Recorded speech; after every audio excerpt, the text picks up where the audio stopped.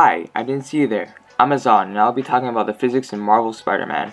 Spider-Man is a game created by Insomniac Studios, Marvel, and Sony in 2018, and was nominated for Game of the Year. In the game, you get to be Peter Parker and take on all the classic villains. But today, we'll be talking about Newton's laws in the game, as well as general in-game physics from pulling cars, climbing walls, and swinging around Manhattan.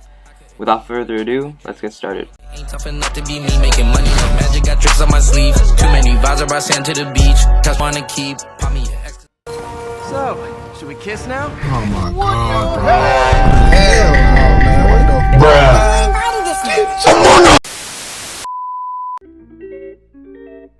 the According to Newton's first law, unless acted on by an external force, an object at rest will remain at rest. In these examples, Spider-Man is at rest with the only forces acting on him being normal force and gravity, both of which cancel each other out.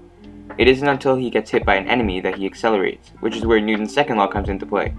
Ground enemies will hit Spider-Man with less force, meaning he wouldn't accelerate very much. Brute enemies will hit Spider-Man with much more force, so he would accelerate a lot more compared to getting hit by a grunt.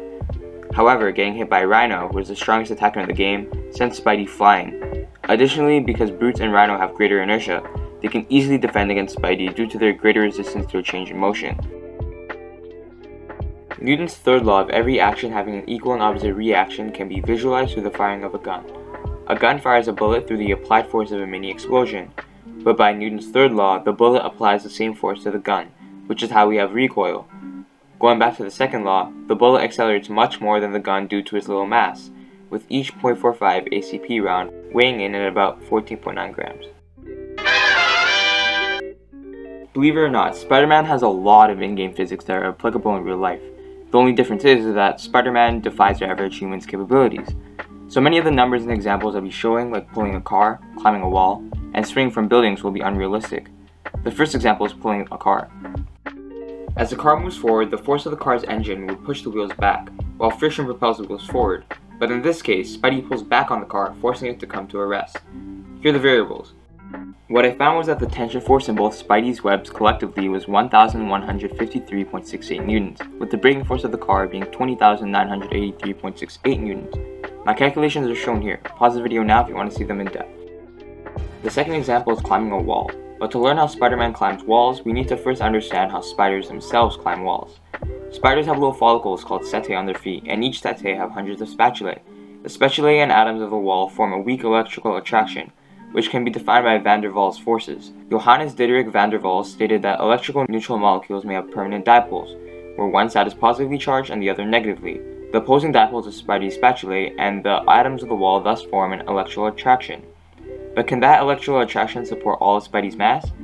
Well, a study concluded that wall climbing in nature typically comes down to the surface area of a creature's adhesives.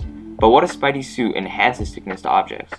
A material made out of carbon nanotubes was constructed by the NSF with van der Waals force 10 times greater than that of a gecko's, meaning it's strong enough to support 100 newtons for every square centimeter. This means that Spidey's suit would only need 7.45 square centimeters of adhesives, more than enough for his fingers and toes. This is what a free body diagram might look like for Spider-Man as he climbs a wall. Spidey would apply a force down and towards the wall in order to climb up while sticking to the wall. As he applies the force down, friction would push him up. However, this would prove difficult to solve given the fact that normal force is dependent on van der Waals force and an unknown applied force.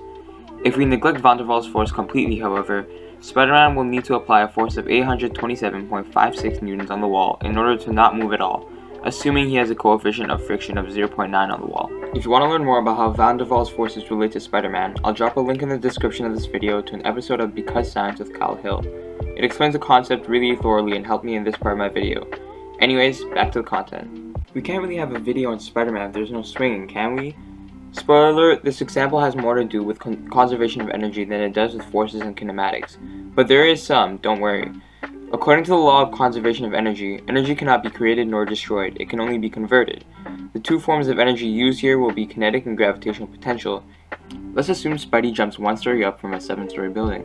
We first have to calculate the potential energy of his jump using MGH, and this is simply 19,662.72 joules. At the ascent of his jump, Spidey begins to fall, and we can calculate his velocity at the bottom of his motion using 1/2 mv squared. Because energy can only be converted, we can convert the potential energy of his jump into the kinetic energy to solve for velocity. Since Spidey's web is attached to the top of a 10-story building and reaches 3 stories at its lowest point, The radius is 7 stories, or 23.1 meters. The velocity and radius can be substituted to solve for acceleration using a equals v squared over r, and that can be substituted into F net equals ma. We also know that F net is equal to tension force minus gravity. So once isolated, tension force is found to be 2,447.6 newtons. Gosh, that was a lot. I guess it goes to show how strong Spider-Man and his webs really are. Inshallah, we'll be as strong as him by 2024. In the meantime, consider helping a growing YouTuber out and smash that like button. Well, that's all for this video. Make sure to stay classy, damn.